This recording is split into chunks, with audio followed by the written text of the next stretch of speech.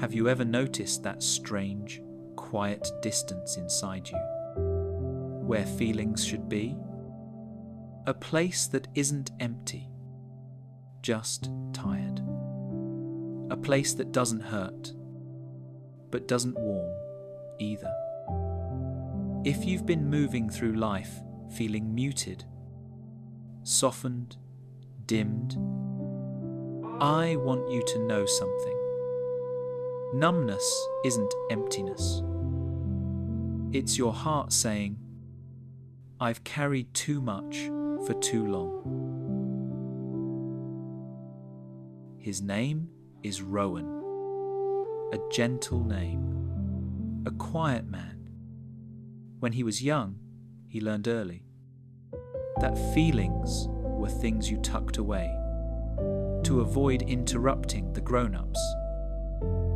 No one asked him how his day felt, only how it went. No one asked what stirred inside him, only whether he finished his homework, cleaned his room, behaved well. His parents weren't unkind, just distracted, just practical, just tired in their own ways. So Rowan adapted. He trimmed the edges of his emotions until they fit neatly into silence. And over the years, his inner world grew hushed, like a room where no one speaks anymore. Now, Rowan is an adult. He works. He pays bills. He shows up. He sits in meetings and nods at the right times. He laughs when others laugh, smiles when he's expected to, says, I'm good before anyone finishes asking.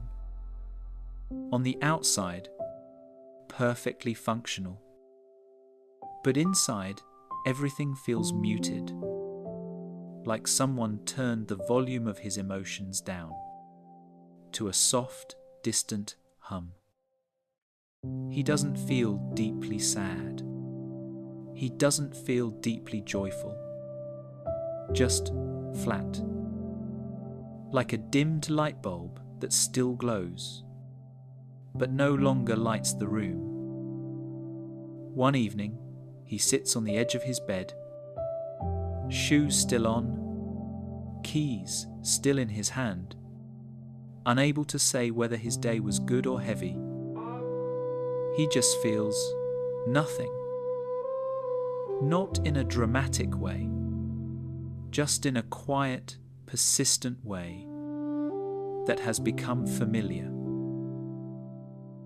One afternoon at work, when the office is settling into its late-day quiet, Rowan's senior co-worker, a calm, perceptive man, asks him a simple question. Nothing intense, nothing probing, just a soft, "Hey, when did you stop feeling much of anything?" Rowan freezes. Not because the question hurts, but because it lands on the one place inside him that still listens. A small crack appears in the numbness. Not a breakdown, just a shift, a gentle awareness that something in him has been sleeping for a very long time. In the days that follow, 3 truths begin to rise in him, like fog lifting slowly in morning light. The first truth: numbness is not emptiness. It's the heart's way of saying, I've been overwhelmed for too long. It's exhaustion, not failure. The second truth: the heart shuts down when it has felt too much, for too long, like a small bird folding its wings, after flying through too many storms. There's nothing wrong with the bird. It simply needs rest. The third truth: numbness is protection, not weakness, not brokenness. Just the nervous system doing its best to keep him safe when life became too loud. And Rowan realizes he never stopped feeling because he didn't care. He stopped feeling because he cared too much, for far too long, without knowing how to hold it all. He doesn't wake up one morning, bursting with emotion. Healing rarely looks like that. But small changes begin to appear, quiet as breath. One day, he notices warmth when sunlight touches his face. Another day, a song he hasn't heard in years stirs something faint in his chest. Just a flicker, but real. And one evening, he pauses long enough to feel his own heartbeat. Slow, steady.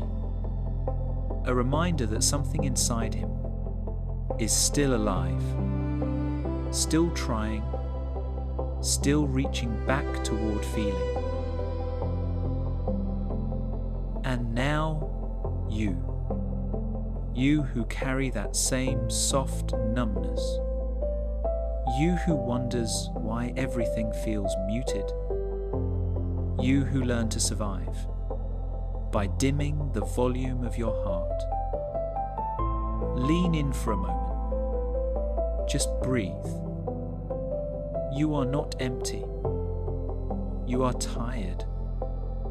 You are protecting yourself the best way you knew how. And slowly, gently, softly, your feelings will return when they feel safe to come home. You're not alone, and you're not broken, just resting.